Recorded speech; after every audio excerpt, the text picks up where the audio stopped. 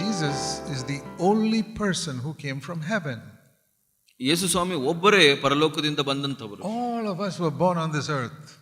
ಇತರ ನಾವೆಲ್ಲರೂ ಈ ಭೂಮಿಯಲ್ಲಿ ಹುಟ್ಟಿದವರು. Fathers and ancestors were all born on this earth. ನಮ್ಮ ಜನಾಂಗದವರು, ನಮ್ಮ ಪಿತೃಗಳೆಲ್ಲ ಈ ಭೂಮಿಯಲ್ಲೇ ಹುಟ್ಟಿದವರು. Right from Adam. ಆದಾಮನ ಕಾಲದಿಂದ. But into this world one person came from heaven. ಈ ಲೋಕಕ್ಕೆ ಒಬ್ಬ ವ್ಯಕ್ತಿ ಮಾತ್ರ ಪರಲೋಕದಿಂದ ಬಂದಂತವನು. That's God Almighty became a man and came to earth. ಸರ್ವಶಕ್ತನಾದ ದೇವರು ಒಬ್ಬ ವ್ಯಕ್ತಿಯ ರೂಪದಲ್ಲಿ ಬಂದಿದ್ದು as Jesus. Yesu ಸ್ವಾಮಿಯಾಗಿ. And he came to show us how we can go to heaven.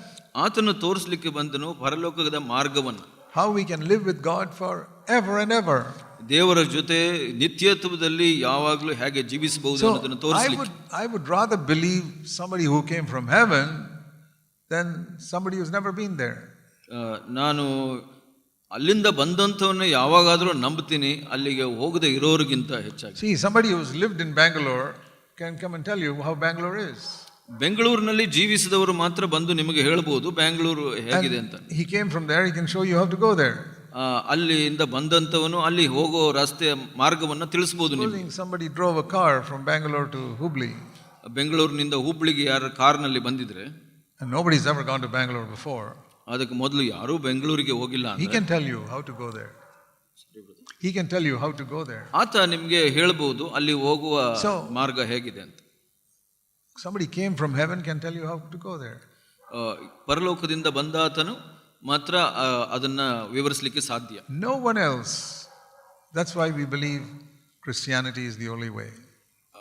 ಬೇರೆ ಯಾರು ಅದನ್ನ ವಿವರಿಸಲಿಕ್ಕೆ ಸಾಧ್ಯವಿಲ್ಲ. ಆದ್ರಿಂದ ನಾವು ನಂಬುತ್ತೇವೆ ಕ್ರೈಸ್ತತ್ವ ನಿಜವಾದದ್ದು. We don't say our religion is better than other religions. ನಾವು ನಮ್ಮ ಧರ್ಮ ಬೇರೆ ಧರ್ಮಕ್ಕಿಂತ ಉತ್ತಮವಾದದ್ದು ಅಂತ ಹೇಳೋದಿಲ್ಲ. We say there's only one person who came from heaven. ನಾವು ಏನು ಹೇಳ್ತೀವಿ, ಪರಲೋಕದಿಂದ ಒಬ್ಬ ವ್ಯಕ್ತಿ ಬಂದಿದ್ದಾರೆ. So he's the only one who can tell us how to go there. ಅವರು ಒಬ್ಬರೇ ಹೇಳಲಿಕ್ಕೆ ಶಕ್ತನು ನಾವು ಹೇಗೆ ಹೋಗಬಹುದು. You may have your idea, I may have my ideas.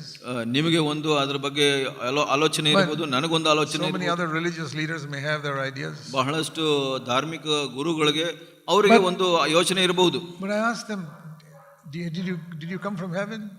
ನಾನು ಕೇಳ್ತೀನಿ, ನೀವು ಪರಲೋಕದಿಂದ ಬಂದ್ರ? No, then how do you know the way there? ನೀವು ಬಂದಿಲ್ಲ ಅಂದ್ರೆ ನಿಮಗೆ ಅಲ್ಲಿಗೆ ಹೋಗ್ಲಿಕ್ಕೆ ಮಾರ್ಗ ಹೇಗೆ ಗೊತ್ತು? The head of your religion, did he come from heaven? ನಿಮ್ಮ ಧರ್ಮದ ಮುಖ್ಯಸ್ಥನು ಪರಲೋಕದಿಂದ ಬಂದನ? Maybe he was a good man, but he didn't come from heaven. ಒಳ್ಳೆಯ ವ್ಯಕ್ತಿ ಇರಬಹುದು, ಆದ್ರೆ ಪರಲೋಕದಿಂದ ಬಂದಿಲ್ವಲ್ಲ. We are trusting somebody who came from heaven who shows us the way there. ನಾವು ಯಾರನ್ನ ನಂಬ್ತಾ ಇದ್ದೀವಿ ಅಂದ್ರೆ ಪರಲೋಕದಿಂದ ಬಂದಾತನನ್ನ ನಂಬ್ತಾ ಇದ್ದೀವಿ, ಅವನಿಗೆ ಹೋಗೋ ಮಾರ್ಗವನ್ನು ತಿಳಿಸಿ. He says you can go only one by one. ಆತ ಹೇಳಿದನು ಒಬ್ಬರಾಗೆ ಹೋಗಬೇಕು. You can't take your son, you can't take your wife, you can't take anybody else. ನಿನ್ನ ಮಗನನ್ನಾಗ್ಲಿ ನಿನ್ನ ಹೆಂಡತಿಯನ್ನಾಗ್ಲಿ ಬೇರೆ ಯಾರನ್ನು ನೀನು ಕರೆದುಕೊಂಡು ಹೋಗಲಿಲ್ಲ. Each person must make a choice. ಪ್ರತಿ ಒಬ್ಬನು ತನ್ನ ಸ್ವಂತ ಆಯ್ಕೆಯನ್ನು ಮಾಡಬೇಕು. The way is narrow. ಯಾಕೆಂದ್ರೆ ಇದು ಇಕ್ಕಟ್ಟಾದ ಮಾರ್ಗ. And very few people find it. ಬಹಳ ಸ್ವಲ್ಪ ಜನ ಇದನ್ನ ಕಂಡುಕೊಳ್ತಾರೆ. So if you think I'd like to join a church where there are many thousands of people. ನೀವು ಹೀಗೆ ಹೇಳಿದ್ರೆ, ನಾನು ಎಂಥ ಸಭೆಗೆ ಹೋಗಬೇಕು ಅಂದ್ರೆ ಬಹಳ ಸಾವಿರಾರು ಜನ ಇರುವಂತ ಸಭೆಗೆ ಹೋಗಬೇಕು. I'm not looking for that. ನಾನು ಅದನ್ನ ಹುಡುಕ್ತಾ ಇಲ್ಲ. I'm looking for those who have chosen this narrow way. ನಾನು ಎಂಥವ್ರನ್ನ ಹುಡುಕ್ತಾ ಇದ್ದೀನಿ ಅಂದ್ರೆ ಈ ಇಕ್ಕಟ್ಟಾದ ದಾರಿಯನ್ನ ಕಂಡುಕೊಂಡವ್ರನ್ನ ಹುಡುಕ್ತಾ ಇದ್ದೀನಿ. And it says here about few who find it. ಇಲ್ಲಿ ಸ್ವಲ್ಪ ಜನ ಇದನ್ನ ಕಂಡುಕೊಳ್ತಾರೆ ಅಂತ ಹೇಳುತ್ತೆ. They found it because they were searching for it. ಯಾಕೆ ಅದನ್ನ ಕಂಡುಕೊಂಡ್ರು ಅಂದ್ರೆ ಅವರು ಹುಡುಕ್ತಾ ಇದ್ರು ಇದನ್ನ. And Jesus told us in Luke chapter 9 how this way is. ಲೂಕ 9ರಲ್ಲಿ ಯೇಸು ಸ್ವಾಮಿ ಈ ಮಾರ್ಗ ಹೇಗಿದೆ ಅಂತ ಹೇಳಿದರು. Luke chapter 9. ಲೂಕ 9 and verse 23. 23. Jesus said, if anyone wants to come after me, he must deny himself, take up his cross daily and follow me. ಯೇಸು ಸ್ವಾಮಿ ಹೇಳಿದರು, ಯಾವನಿಗಾದರೂ ನನ್ನ ಹಿಂದೆ ಬರುವುದಕ್ಕೆ ಮನಸ್ಸಿದ್ದರೆ ಅವನು ತನ್ನನ್ನು ನಿರಾಕರಿಸಿ ತನ್ನ ಶಿಲುಬೆಯನ್ನು ದಿನಾಲೂ ಹೊತ್ತುಕೊಂಡು ನನ್ನ ಹಿಂದೆ ಬರಲಿ. He's telling us about his way to go to heaven.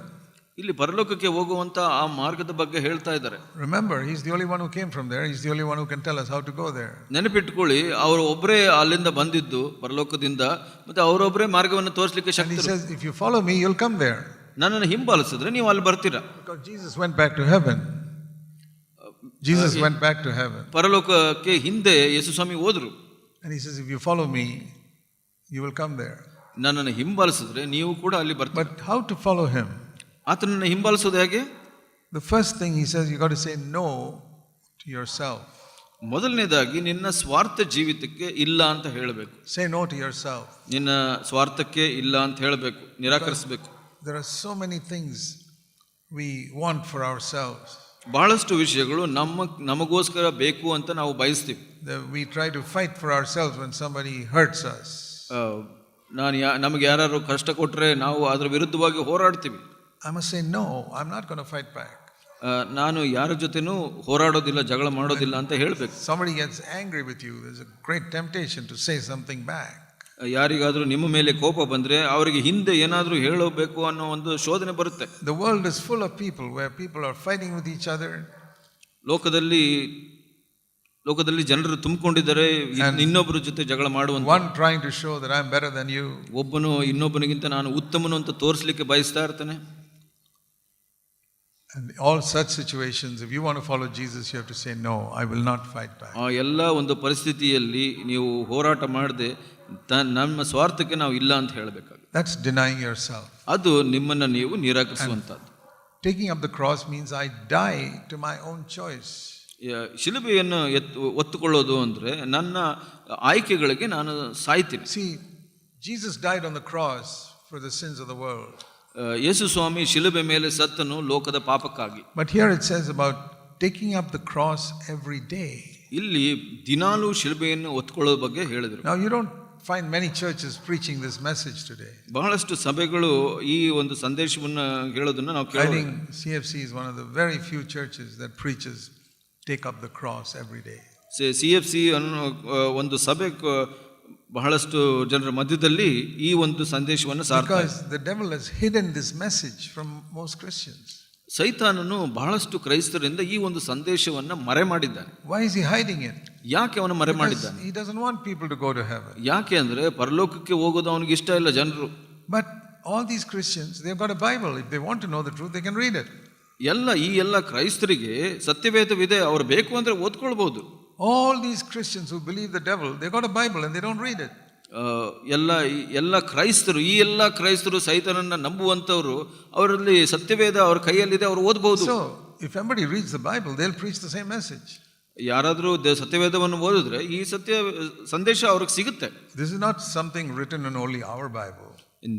ನಮ್ಮ ಇದು ಸತ್ಯವೇದದಲ್ಲಿ ಬರೆದಂತದ್ದು ಮಾತ್ರ ಅಲ್ಲ ಇದು. Every Christian's Bible has got this verse. ಪ್ರತಿಯೊಬ್ಬ ಕ್ರೈಸ್ತರ ಸತ್ಯವೇದದಲ್ಲಿ ಅದು ಬರೆಯಲ್ಪಟ್ಟಿದೆ. And it's been there for 2000 years. 2000 ವರ್ಷದಿಂದ ಅದು ಇದೆ ಅಲ್ಲಿ. But people don't read it. ಆದರೆ ಜನರು ಅದನ್ನು ಓದೋದಿಲ್ಲ. They only think, can God heal me? Can God bless me? ದೇವರು ನನಗೆ ಆರೋಗ್ಯವನ್ನು, ಸ್ವಸ್ಥತೆಯನ್ನು ಕೊಡಬೇಕು, ನನಗೆ ಆಶೀರ್ವಾದ ಮಾಡಬೇಕು. It's possible many of you sitting here are also like that. ಸಾಧ್ಯತೆ ಇದೆ, ಇಲ್ಲಿ ಕುಳಿತವರು ಕೂಡ ಹಾಗೆ ಆಶಿಸ್ತಾ ಇರಬಹುದು. I want God to bless me. ನನಗೆ ದೇವರು ಆಶೀರ್ವದಿಸಬೇಕು. I want God to take care of me. ನನ್ನನ್ನು ಕಾಪಾಡಬೇಕು. I want him to heal me and my children, keep us healthy. ನನ್ನ ಮಕ್ಕಳನ್ನ ಗುಣಪಡಿಸಬೇಕು. Provide us enough for our financial needs. ಎಲ್ಲ ಆರ್ಥಿಕ ಅವಶ್ಯಕತೆಗಳನ್ನು ಪೂರೈಸಬೇಕು. That's all. ಅಷ್ಟೇ. But Jesus said, if you want to follow me, you have to deny yourself every day. ಆದರೆ ಯೇಸು ಸ್ವಾಮಿ ಹೇಳಿದ್ರು, ನನ್ನನ್ನು ಹಿಂಬಾಲಿಸಬೇಕು ಅಂದ್ರೆ ನಿಮ್ಮನ್ನ ನೀವು ನಿರಾಕರಿಸಬೇಕು ಅಂತ ಹೇಳಿದ್ರು. Then only you can follow me. ನಂತರ ಮಾತ್ರ ನೀವು ನನ್ನನ್ನು ಹಿಂಬಾಲಿಸಲಿಕ್ಕೆ ಸಾಧ್ಯ. So that is what we must take very seriously. ಇದನ್ನ ನಾವು ಗಂಭೀರವಾಗಿ ತೆಗೆದುಕೊಳ್ಳಬೇಕು. Even if it takes time to understand it, you say, Lord, I want to understand it because this is so important. ಇದು ಬಹಳ ಮುಖ್ಯವಾದ ಸ್ವಾಮಿ, ಇದು ನನಗೆ ಸಮಯ ತೆಗೆದುಕೊಂಡ್ರೂ ಪರವಾಗಿಲ್ಲ ಅರ್ಥ ಮಾಡ್ಕೊಳ್ಳಿಕ್ಕೆ, ನಾನು ಅರ್ಥ ಮಾಡ್ಕೊಳ್ಬೇಕು ಅಂತ ಹೇಳಬೇಕು. You know how hard your children study for an examination?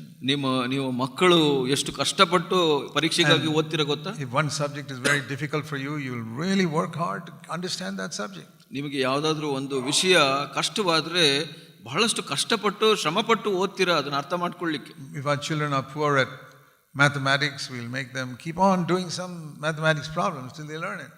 ನಾವು ಮಕ್ಕಳಿಗೆ ಯಾವುದಾದ್ರೂ ಗಣಿತದ ಲೆಕ್ಕ ಕಷ್ಟವಾದರೆ ಅವ್ರು ಮತ್ತೆ ಮತ್ತೆ ಮಾಡಿಸಿ ಅವ್ರು ಕಲಿಯೋವರೆಗೆ ಅದನ್ನ ಅಭ್ಯಾಸ ಮಾಡಿಸ್ತೀರ. Everything we learn by keeping on practicing. ಪ್ರತಿಯೊಂದನ್ನು ನಾವು ಕಲಿಯೋದು ಹೇಗೆ ಅಂದ್ರೆ ಅದನ್ನ ಅಭ್ಯಾಸ ಮಾಡೋದ್ರ ಮುಖಾಂತರ. So here is another area where we need to learn something. ಇಲ್ಲೂ ಒಂದು ಕ್ಷೇತ್ರ ಏನಂದ್ರೆ ಇದನ್ನು ನಾವು ಕಲಿಬೇಕಾಗಿದೆ. How can I follow Jesus? ಯೇಸು ಸ್ವಾಮಿಯನ್ನ ಹೇಗೆ ಹಿಂಬಾಲಿಸುವಂತ. How can I be in that narrow way that leads to life? ಆ ಒಂದು ಇಕ್ಕಟ್ಟಾದ ದಾರಿಯಲ್ಲಿ ಹೇಗೆ ಹೋಗುದು, ಆ ಜೀವಕ್ಕೆ ನಡೆಸುವಂತ ದಾರಿಯಲ್ಲಿ. This is the way of purity. ಇದು ಶುದ್ಧತೆಯ ಮಾರ್ಗ.